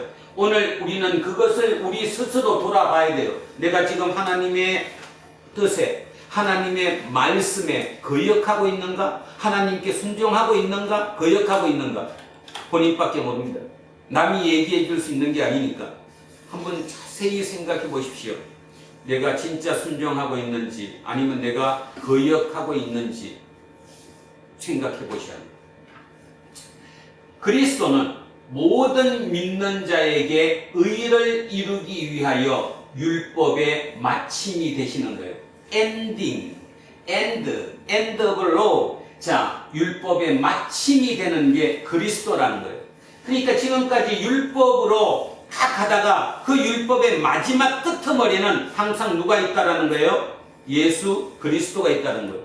그러니까 이 마친다는 뜻이 뭘까요? 충족시켰다는 거예요. 사람으로서는 율법의 요구를 다 내가 할 수 없는데 누구는 했어요 지금? 예수님이 대신하셨다는 거죠. 그래서 우리가 그걸 믿는 거예요. 나는 이병선이는 죽었다 해도 율법을 다 지킬 수 없는데 그 지킬 수 없는 그 율법을 예수 그리스도가 다 지키셨어요. 그래서 내가 그 예수를 믿음으로 인해서 내가 의롭다고 칭해짐을 받는 거예요. 이 어떤 이가 죽었다 태어나도 율법을 못 지켜요. 그래서 자기는 못 지킬까 맨날 와서 예배 드려도 이건 형식적이에요, 형식적. 그런데요, 뭐를 믿는 것이냐 하면 나는 지키지 못하지만 그 율법의 요구를 충족시키신 분이 계신데 그분이 누구냐? 예수 그리스도. 그분이 뭘로 충족시켰냐? 십자가의 죽으심으로 충족시켰다는 거예요. 그래서 율법이 끝났다는 거예요. 율법의 끝이 되었다라는 거죠. 그것을 내가 마음속으로 받아들이는 거예요. 그냥 맞습니다 이게 아니라 어떻다고요? 옳습니다. 그게 맞습니다. 그게 절대적입니다. 내가 이성으로 인정해서 내 속에 내 마음속으로 믿는 거예요. 깨우쳐 받아들이는 거예요. 그러면 내 삶은 변해요. 그게 진짜 여기 들어가서 여기에 깨우쳐서 여기에 새겨졌는데 밖에 가서 생활하면서 그게 안 바뀔 수가 있어요? 바뀌는 거예요. 그런 사람들은 어떤 생각을 해요? 세상을 참 자유롭게 살아요. 세상을 넉넉하게 살아요. 세상을 풍성하게 살아요. 술 안 먹어도 스트레스 해소 다 해요. 담배 안 피워도 스트레스 다 돼요. 해소가 된다니까요. 그런데 우리는 그걸 못하니까, 그게 스스로 안 된다고 생각하니까 그것을 이겨내기 위해서 술과 담배와 마약과 하여튼 나쁘다는 건 다 하는 거죠. 그리고 거기에 중독돼서 빠져나올 방법이 없어지는 거예요. 바로 이거. 그래서 결국은 하나님의 의를, 이 길을 완전히 내가 받아들일 수만 있다면 이 하나님의 의는 자유예요. 평등이에요. 해방이에요. 거듭남이에요. 치유예요. 이 모든 게 여기 다 있는 거예요. 모든 길은, 우리가 진정으로 원하는 모든 길은 다 이 길에 있는 거예요. 하나님의 이 길에 자기 의로서는 될 수가 없는 거예요. 그것을 사도 바울은 정확하게 깨달았다는 거죠. 그래서 밑에 얘기합니다. 그리스도는 모든 믿는 자에게 의를 이루기 위하여 율법의 마침이 되었다고. 율법의 마침이 되었다고. 물론 이 율법의 마침에 대해서는 신학자들만의 논쟁이 엄청나게 많습니다. 그리고 뭐 우리가 그 논쟁에 다 들어가서 이것이 옳다 저것이 옳다 할 수는 없는 것이고, 결국은 말 그대로 뜻풀이 그대로 본다면 결국은 예수 그리스도의 십자가 죽음으로 말미암아 율법의 요구가 충족되었다는 거예요. 다른 말로 율법의 요구가 완성되었다는 거죠. 그래서 우리는 그 완성된 예수 그리스도를 받아들이면, 마음속으로 받아들이면, 그게 믿기만 하면 우리는 그 위치에, 그 의에 들어갈 수 있다, 이 얘기를 하고 있는 것입니다. 자, 5절 가겠습니다. 모세가 기록하되 물어봐야지. 초등학교 5학년 때 물어보는 거예요. 모세가 기록하는 성경이 몇 권이에요? 5권. 그죠? 그걸 우리는 뭐라고 불러요? 모세오경. 그거를 토라라고 불러요. 보통 우리가 율법이라고 그럴 때 율법. 자, 율법의 이제 정의가 세 가지인데, 율법은 넓은 의미, 광의의 의미로 율법은 이 성경 전체가 율법이에요. 이것을 전체를 율법이라고 해요. 그거보다 조금 범위를 줄이면 율법은 토라라고 부르는데, 이 토라는 모세오경이에요. 모세오경, 모세가 썼다고 얘기하는 이 5권의 책, 창세기, 출애굽기, 레위기, 민수기, 뭐예요? 신명기. 그래서 그 5권의 책이 토라예요.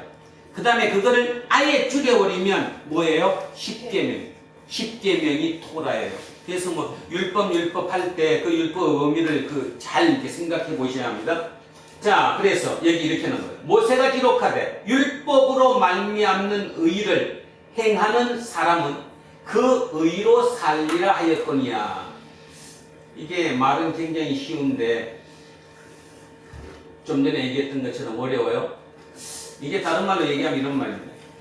이 시대에, 그러니까 다시 이 기록됐던 이 시대에 세계 최대의 제국은 바빌로니아였습니다. 바빌로니아도 공동체죠. 나라니까. 그 나라의 조직을 원활하게 정의로운 나라로 만들기 위해서는 법이 필요해요? 안 필요해요? 필요해요. 그래서 만든 법이 뭐죠? 함무라비 법전이에요. 그런데 그 대제국엔 함무라비 법전으로 사회를 통치했는데, 유대라고 하는 히브리 민족이라고 하는 굉장히 조그만 민족, 변방에 있는 이 민족도 법을 갖고 있었던 거예요. 함무라비 법전처럼. 그 법이 뭐예요? 토라예요. 율법이에요, 율법. 그러니까 우리는 성경에서 율법 하니까 사회적으로 이제 비교를 아예 안 해버리고 딴 거라고 생각하는데 똑같은 거예요. 그 당시 세계 최대의 제국 바빌로니아의 법전은 함무라비 법전이고, 변방에 있던 조그만 나라 히브리 민족의 법전은 율법이었어요. 그런데 이 율법이 함무라비 법전보다 더 세밀해요. 더 잘 돼 있어요. 그래서 어떤 면에서 이 기독교는 유대교에서 파생된 거니까 언어의 종교죠. 언어의 종교. 근데 이 언어의 종교가 어려워요. 왜냐하면 그 당시에 대부분의 종교들은 어떤 카타르시스를 뭐 춤을 춰가지고 카타르시스를 느낀다거나, 건축물을 크게 지어서 거기서 카타르시스를 느낀다거나, 어떤 이 감정을 좀 이렇게 그죠 건드려가지고 카타르시스, 종교적인 카타르시스를 느끼는데, 이 유대교는 전혀 그런 방법이 아니라 언어로, 율법으로, 쉽게 말해서 모세의 오경이라고 부르는 모세의 그 글을 통해, 언어를 통해 이끌어왔다는 거죠. 그런 면에서 따져보면 대단한 종교이면은 틀림없어요. 그래서 진짜라는 거죠. 그냥 어떤 종교 힘에 의존한 게 아니라 실제로 하나님의 말씀을 그렇게 대언하면서 계시를 통해 내려온 종교 아닐까, 저는 그런 생각을 많이 갖습니다. 자, 어찌됐건 모세가 기록했던 그 율법에 의로 말미암는 의를 행하는 사람은 의로 살리라. 쉽게 말해서 지금 말로 바꾸면 법치주의라는 거예요. 법으로 사는 거예요. 법으로. 그러면 그 사회는 좋은 사회예요, 나쁜 사회예요? 대단히 좋은 사회예요. 그래서 이거예요. 모세가 기록하는 율법, 유로 말미암는 의를 행하는 사람은 그 의로 살리라 하였거니와. 그래서 맞는 말이에요. 근데 문제는 계속 지금 얘기하고 있지만 이 법치주의가 맞는데 진짜 공동체를 유지하는데 그거보다 더 좋은 게 없는데 문제는 다 지킬 수 없다라는 문제가 불거진 거죠. 자, 그래서 어쨌든 이 말이 굉장히 좋은 말이라는 거. 그리고 나온 김에 하나 더 하면 왜 베드로를 중심으로 하는 사도들이 거기에다가 예수님의 친동생 야고보를 중심으로 했던 팔레스타인 공동체가 왜 망해버렸을까? 그거를 우리는 지금 생각해 봐야 되는 거예요. 자, 예수님의 그리스도 공동체는 일종의 유대교에 속해 있는 아류예요, 아류. 조금 더 하면 유대교 그 수많은 종파 중에 그냥 하나라고 생각했어요. 그렇게 생각했던 사람이 누구예요? 바로 베드로를 위시한 자기 예수님의 제자들이었고 그 다음에 예수님의 친동생 야고보였어요. 그들이 만든 공동체를 팔레스틴 그리스도 공동체라고 불러요. 근데 그 공동체는 혼재되어 있는 거죠. 유대교에서 완벽히 떨어진 것도 아니고 붙어 있는 것도 아니고 이렇게 유대교 속에서 섞여 있었던 거예요. 이게 팔레스틴 공동체거든요. 근데 누구는 사도 바울은 이거를 아예 별거 시켰어요, 안 시켰어요? 아니다. 그러면 안 된다. 완벽하게 별개로 따로 만든 거잖아. 그래서 이방인 공동체라고 부르는 그 공동체. 근데 결국은 살아남은 게 누가 살아남은 거예요? 이방인 공동체가 살아남은 거지. 그러면 이걸 하면서도 그 생각을 해보는 거예요. 어떻게 그 무모한 짓을 했을까? 어찌 보면 무모한 짓 아니에요? 그냥 유대교 속에 조그만 종파로서 같이 비슷하게 그냥 따라가는 그 팔레스틴 공동체가 훨씬 온건하고 훨씬 더 사람들에게 인정받고 또 그 공동체에 들어온 그 소속된 사람들도 훨씬 안정감을 느꼈을 거란 말이에요. 그런데 사도 바울은 아니다. 유대교랑은 완벽하게 끊어져야 된다. 바로 이것 때문에 이거. 율법으로 말미암아 의를 행하는 사람이 의로 사니다. 율법, 법치주의. 여기서 빠져나오기가 상당히 어려웠던 거죠. 그런데 누구는 빠져나온 거예요, 지금? 사도 바울은 빠져나온 거예요. 율법에서 빠져나온 거예요. 그 지금 이 편지를 쓰는 것도 결국 누구랑 싸우는 거예요? 이 편지를 쓰면서도 지금 누구랑 어떤 상대편 보는 사람이랑 지금 내가 논쟁을 벌이고 있는 거잖아요. 그죠? 그렇잖아요. 논쟁을 벌이는 거잖아요. 바로 그 상대편이 누구라는 겁니까? 유대교라는 거예요. 유대교. 그리고 유대 팔레스틴 종교. 다른 말로 유대 그리스도교 공동체. 그쪽과 지금 이렇게 논쟁을 벌이고 있다는 거죠. 이런 면에서 따지고 보면 만약에 그 당시 사도 바울이 그런 논쟁을 거치지 않고 자기도 자기 좋은 대로만 갔다면 지금 우리는 예수 그리스도를 만날 방법이 없었다는 겁니다. 우리는 이런 기독교를 믿지 못했다라는 거죠. 자, 그런 면에서 생각해 보면 참으로 대단했다. 근데 차이가 뭐냐? 그럼 결국 다시 얘기하면 베드로와 바울의 차이가 뭐냐? 이거였어요. 베드로는 율법이 통치하는 법치주의니까 그 법은 지키는 게 옳다. 그게 공동체를 살리는데 가장 좋다. 그러니까 거기에다가 플러스 뭐만 붙인 거예요? 예수 그리스도를 붙인 거고. 누구는? 바울은 아니다. 율법을 아예 빼버리고 예수 그리스도를 따로 빼버린 거죠. 바로 뺐어요. 그래서 그게 무슨 의라고 얘기하는 거예요? 하나님의 의, 복음이라고 얘기하는 거예요. 이것만이 우리가 살 수 있는 방법이다라고 바꿔진 거라는 겁니다. 자, 6절 갑니다. 자, 여기는 저거예요. 율법에 의해요. 율법의 의로 사는 게 좋은 거예요. 나쁜 게 아니에요. 우리는 이걸 들으면서 그건 나빠 이렇게 한 게 아니라 그 시대로 돌아가면 당연한 거예요. 그래서 그들은 율법으로 살았어요. 율법을 지켜가면서 사는 게 얼마나 편한지 몰라요. 그런데 6절에 이렇게 얘기합니다. 율법이 아니라 믿음으로 말미암는 의는 다른 말로 복음으로 은한 의는 예수 그리스도에 의한 의는 이같이 말하되 내 마음에 누가 하늘에 올라가겠느냐 하지 말라 하니 올라가겠느냐 함은 그리스도를 모셔내리려는 것이요. 실절.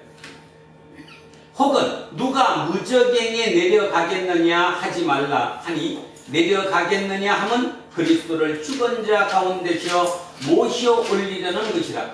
그러면 무엇을 말하느냐? 말씀이 내게 가까워 내 입에 있으며 내 마음에 있다 하였으니 곧 우리가 전파하는 믿음의 말씀이라.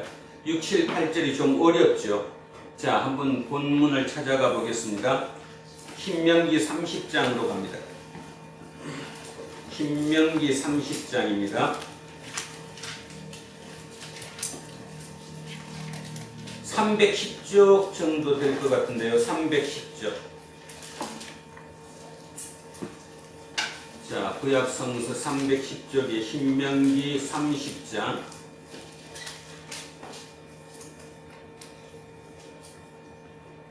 다는 읽지 않고 그냥 우리가 지금 이 본문과 알 수 있는 것만 읽겠습니다. 11절부터 13절까지 한번 읽어보겠습니다. 310장, 신명기 30장 11절, 12절, 13절을 제가 읽겠습니다. 한번 잘 보십시오. 내가 오늘 내게 명령한 이 명령은 내게 어려운 것도 아니요 먼 것도 아니라 쉽다 이 말이에요. 지킬 수 있다 이런 말이죠.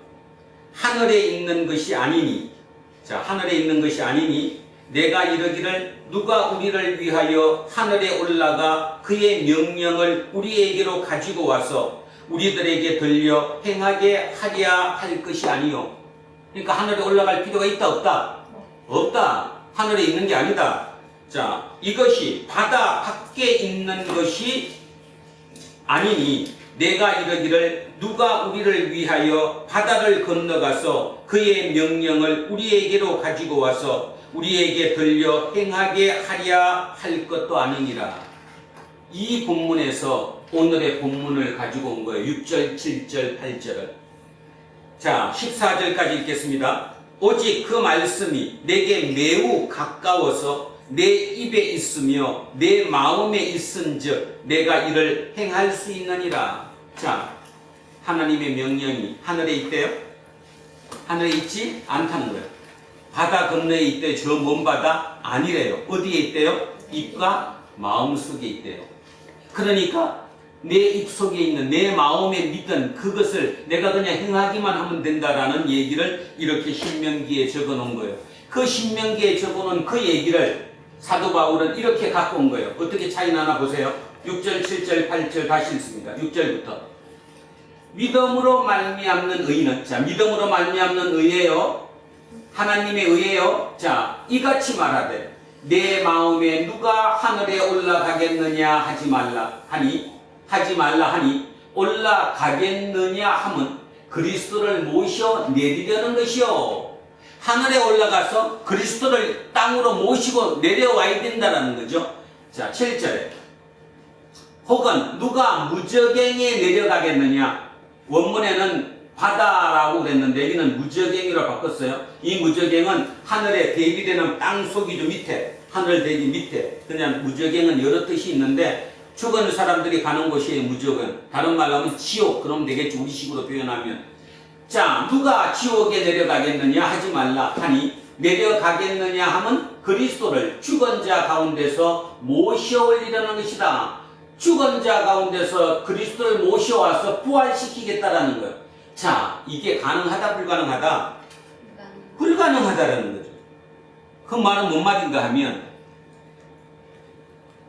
율법을 지키는 게 가능하다 불가능하다? 불가능하다. 다시 얘기하면 구원의 길은 인간이 조정할 수 있다 없다? 없다라는 거예요. 제일 중요한 말은 이 말이 어렵지만 여러분 머릿속에 하나만 딱 기억하면 돼요. 구원의 길은 인간이 조정할 수가 없다라는 거예요. 그 얘기를 지금 이렇게 표현한 건데 그럼 왜 어렵게 이렇게 표현했느냐? 지금 제가 아까 이 얘기했습니다. 지금 이 편지는 논쟁하는 편지의 일종의 누구랑 논쟁한다고요? 유대교 교인들과 쉽게 말해서 바리새파의 그 리더들과 바울이 논쟁하는 거예요. 그 논쟁하는 입장에서 바울이 자기 얘기를 그냥 자기 말로 하면 어떻게 해요? 그들이 안 믿죠. 그래서 뭔 얘기를 하는 거예요? 지금 자기가 자기 얘기를 하는 게 아니라 구약 성경에 있는 그 얘기를 갖다 끌어다가 이 봐라, 당신들이 읽고 있는 토라에 이거 다 있지 않느냐, 이 얘기를 하고 있는 거거든요. 그래서 계속 구약 얘기를 여기다 끄집어내서 하는 거예요. 그래야지 논쟁이 되니까. 그죠? 그래서 자기 얘기 안 하는 거예요. 자기 얘기하면 자기랑 싸움이 되니까. 나랑 싸움이 아니라 당신들이 믿고 있는 구약 성경에 이런 얘기 이미 다 있다. 근데 당신들은 왜 모르냐? 지금 이 얘기를 하고 있는 거죠. 그래서 6절 7절 어렵지만 이런 얘기입니다. 인간의 구원의 길은 인간이 조정할 수가 없다. 구원의 길은 전적인 하나님의 뜻이지 인간이 그 길을 조정할 수 없다 얘기예요. 구원을 받기 위해서 인간이 하늘로 올라가는 것이 아니고 그 다음에 땅 밑으로 내려가는 것이 아니다는 거예요. 땅 밑으로 내려가서 예수 그리스도를, 십자가에 돌아가신 그 예수 그리스도를 모시고 오는 것도 아니고 하늘에 올라가서 하나님 우편에 앉아 계신 그 예수님을 다시 땅으로 끌어내리는 것도 아니다. 그거랑 관계없다. 그러면 어떻게 관계있느냐? 8절 답이죠. 그러면 무엇을 말하느냐? 말씀이, 이 말씀이 예수 그리스도예요. 복음이에요. 이 말씀이 내게 가까이 있어서 내 입에 있으며 내 마음에 있다 했다. 그죠? 아까 14절에 그랬잖아요. 가까이 있다. 그러니까 지킬 수 있다. 그것이 그 얘기했던 신명기 30장 14절에서 얘기했던 그 얘기가 곧 우리 얘기다. 곧 우리가 전파하는 믿음의 말씀이다. 이렇게 마무리를 합니다. 어렵습니다. 그러니까 바울, 로마서가 어려웠던 이유는 바울은 지금 일종의 논쟁을 하고 있는 거고 결론은 이제 하나 알았습니다. 바울 입장에서는 변절자입니다. 자기는 거기서 빠져나왔는데 빠져나와서 옛날에 자기 있던 그곳을 돌아보니 너무나 안타까운 거예요. 그죠? 그들이 조금만 바꾸면 충분히 알 수 있는데도 불구하고 그지 성경을 제대로만 해석하면 충분히 알 수 있음에도 불구하고 그들은 그것을 알려고 생각도 하지 않을 뿐더러 믿지를 못하는 거예요. 그 이유는 여러 가지를 얘기했어요. 십자가에 돌아가신 분은 율법에 적혀 있듯이 저주받은 사람이지 메시아가 될 수 없다. 이런 것도 하나 있고, 두 번째는 아까 말씀드렸듯이 율법을 지키는 것이 뭐 하는 것보다는 믿는 것보다는 쉽다 안 쉽다 쉽다 그런 그 습관적인 어떤 지금까지 몸에 배어 있는 습성적인 문제도 있고, 그 다음에 바리새인들 자체가 분명히 몸으로 자기 인간이 율법을 다 지킬 수 없음을 알았지만 그 지킬 수 없는 부분을 제사를 진행으로 인해서 없애버렸다는 그 모든 조건 때문에 그렇게 됐다는 거. 오늘 얘기는 그 얘기를 하는 거예요. 그런데도 안타깝게도 이 얘기를 들었던 유대인들이 모두 구원을 받았느냐, 돌아섰느냐? 아니라는 거죠. 지금도 돌아서지 않았잖아요. 지금도 세상에 2천만 명의 유대인이 산다고 하지만 그 2천만 명의 유대인이 모두 예수 그리스도를 그리스도로 믿고 돌아섰느냐? 지금도 돌아서지 않았어요. 그러니까 그 돌아서고 안 서고의 문제. 그리고 지금 제가 이렇게 막 그 설교를 하고 이 책에서 이렇게 하는 이유, 그는 인간의 자유의지 때문입니다. 인간은 자유의지가 내게 있어서 내가 선택할 수 있다라는 거예요. 근데 우리는 어떤 사람도 있는가 하면 나는 가만히 있고 그냥 네가 와서 나를 바꿔봐 이렇게 얘기하는 거예요. 그죠? 그런 생각을 우리도 어떤 면에서 가지고 있는지도 몰라요. 그래서 구원의 길로 제대로 접어들질 못하는 거죠. 그리고 막연하게 어떤 종교심, 감성을 건드리는 그거에 빠져가지고 그것이 다인 것처럼 생각하는 종교 생활을 하고 있는지도 모릅니다. 로마서를 하면서 가장 다시 한번 느끼는 거, 철저히 이성적이었어요. 이성적으로 그것을 받아들여야 된다. 그래서 오늘 마음속에 꼭 기억하십시오. 마음에 믿는다는 것은 이성적으로 그게 옳습니다. 그게 맞습니다. 그게 절대적입니다 하고 내가 깨우쳐서 받아들이는 것이 믿음이라는 사실을, 그 믿음이 내 속에 온전히만 이루어진다면 진짜 밖에 나가서 세상적인 그 삶 속에서도 믿음이 흔들리지 않는다는 것, 그 얘기를 조금 더 깊이 있게 마음속에 새길 수 있는 저와 여러분 되시기를 주의 이름으로 축원드립니다. 아멘. 자, 오늘 본문 읽고 기도하겠습니다. 같이 읽습니다. 천천히. 자, 오늘 본문 함께 읽습니다. 형제들아, 내 마음에 원하는 바와 하나님께 구하는 바는 이스라엘을 위함이니 그들로 구원을 받게 합니다. 내가 증언하노니 그들이 하나님께 열심히 있으나 올바른 지식을 따르는 것이 아닙니다. 하나님의 의를 모르고 자기 의를 세우려고 힘써 하나님의 의에 복종하지 아니하였느니라. 그리스도는 모든 믿는 자에게 의를 이루기 위하여 율법의 마침이 되시니라.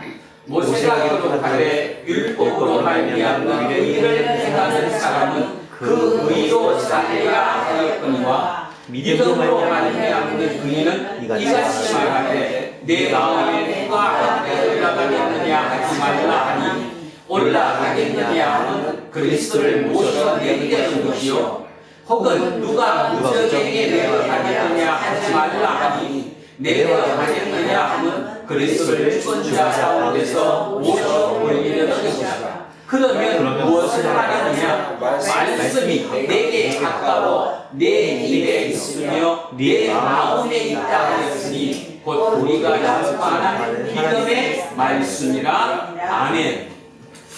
살아계신 아버지 하나님, 지난 2000년 전 사도 바울을 세우셔서 그 사도 바울로 말미암아 거대한 산과 싸우게 하시고 그 모든 과정을 통해 결국 그 하나님의 뜻이 이 땅에 이루어져 2024년 오늘 대한민국에서 우리가 하나님을 예배하고 예수 그리스도를 우리의 구주라고 믿고 살고 있습니다. 얼마나 고맙고 감사한 일인지 모릅니다. 그런데도 이 모든 과정이 하나님의 뜻이었음에도 불구하고 쉬운 과정을 거쳐서 여기까지 온 것이 아님을 온전히 깨닫게 해주셔서 참으로 감사합니다. 이제 우리의 남은 모든 삶이 진정으로 하나님의 뜻을 생각하며 그 뜻 가운데서 하나님의 뜻을 이루는 삶을 살아가는 우리가 되게 하옵소서. 온전히 믿음이 무엇이라는 걸 온전히 알게 하시고 감성적인 감정적인 그것만이 아니라 오직 이성적으로 완벽하게 옳다라고 내 마음속에 깨달아 받아들이는 것, 그것이 믿음이라는 사실을 오늘 깨닫게 되었습니다. 사도 바울은 그것을 위해서 얼마나 많은 애를 썼는지도 모릅니다. 그것처럼 대한민국에 지금 살아가는 우리, 그것을 되찾는 경우 결국 이 대한민국, 우리나라는 새롭게 거듭날 수 있으리라고 믿습니다. 우리 한 사람 한 사람의 새로운 암으로 말미암아 이 나라가 변화될 것이라는 사실을 온전히 믿습니다. 그리고 우리의 모두를, 특히 우리의 젊은이들을 하나님 특별히 세우셔서 사도 바울처럼 세상의 변화를 이끄는 능력의 일꾼으로 세워주십시오. 감사드리며 거룩하신 우리 주 예수 그리스도의 이름으로 기도합니다. 아멘. 자, 찬송가 528장 찬송하겠습니다. 예수가 우리를 부르는 소리 그 음성 부드러워 문 앞에 나와서 사면을 보며 우리를 기다리네. 오라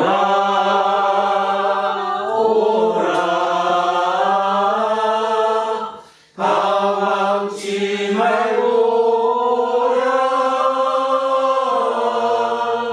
죄 있는 자들아 이리로 오라.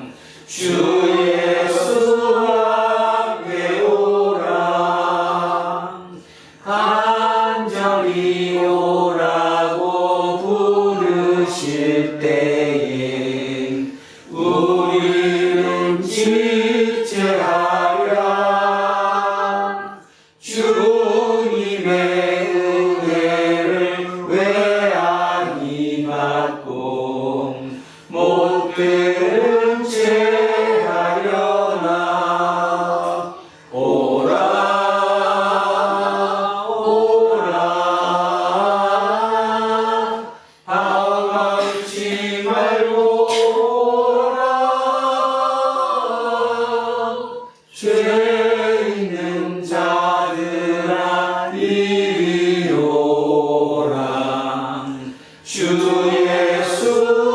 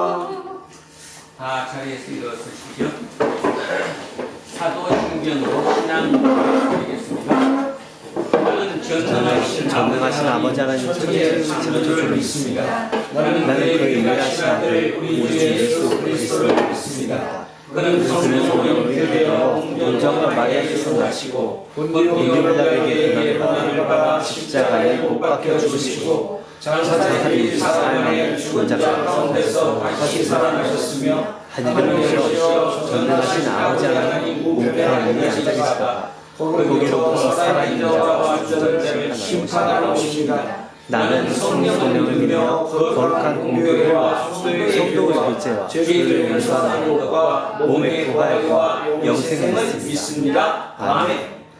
내게 있는 모든 것을 아낌없이 드리니 사랑하고 의지하며 주만 따라 살리라.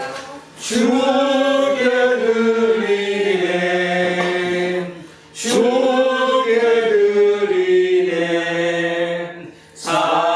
사랑하는 구주 앞에 모두 드리네. 오늘도 이 사랑하는 주님 앞에 우리 모든 예물과 내 마음을 함께 올려드립니다. 주님, 오늘 우리의 마음을 알았습니다. 우리 마음 속에 당신이 청해주신 그 마음을 다시 새깁니다. 오직 믿음이라는 것은 내 마음에 옳다라고 믿는 그 이성적인 그것이 깨달아지고 그 깨달음이 받아들여지는 것임을 믿습니다. 그 믿음도 이 예물에 담아 함께 올려드립니다. 그래서 진정으로 이 땅에 살아가는 동안 우리를 통해 당신의 뜻이 이 땅의 온 천하에 널리 퍼져갈 수 있도록 그 도구로 우리를 사용하옵소서. 우리의 삶이 자유롭게 하시고 평화롭게 하시고 거듭나게 하시고 우리의 모든 것이 치유가 일어나게 하는 그 모든 것이 그 복음 믿음 속에 있음을, 하나님의 의의 길에 있음을 온전히 깨달았다는 그 마음까지 주님께 올려드리오니 주님 우리를 통해 우리를 이끌어 주십시오. 감사드리며 거룩하신 우리 주 예수 그리스도의 이름으로 기도합니다. 아멘. 우리는 세상이 읽고 있는 성경이다. 우리는 세상이 원하는 시간이다. 우리는 세상에 관심이라는 선교다. 하늘에 계신 우리 아버지의 이름을 거룩하게 하시며 아버지의 나라가 오게 하시며 아버지의 뜻이 하늘에서 같이 땅에서도 이루어지게 하소서. 오늘 우리에게 일용할 양식을 주시고 우리가 우리에게 잘못한 사람을 용서하여 주시옵소서. 우리 주를 용서하여 주시고 우리를 시험에 빠지지 않게 하시고 악에서 구하소서. 나라와 권능과 영광이 영원히 아버지의 것이다. 아멘. 오늘 주신 말씀에 새 힘 얻어서 세상으로 나가서 살아갈 때에 나 혼자 힘으로 늘 부족하오니 주여 나를 도우사 승리하게 하소서. 아멘. 이제 성령 강림 후 10번째 주일 공동 예배가 끝났습니다. 이제 여러분은 일상이 기다리고 있는 세상으로 돌아가십시오. 그곳에서 무슨 일이 일어날지 우리가 다 알지 못하지만 그 어떤 경우에라도 하나님이 우리와 함께 하신다는 사실을 기억하며 하나님의 은혜를 추구하는 삶을 살아가십시오. 이제는 우리 주 예수 그리스도의 은혜와 하나님 아버지의 영원 무궁하신 사랑과 성령님께서 우리와 함께 하시고 우리의 길을 이끄심이 오늘 이곳에 거기에 숙인 우리 모두에게와 우리의 가정과 자녀 위에, 일터와 사업체 위에, 그리고 이 나라 이 민족 위에 이제로부터 영원토록 함께 하시기를 간절히 축원하옵나이다. 아멘.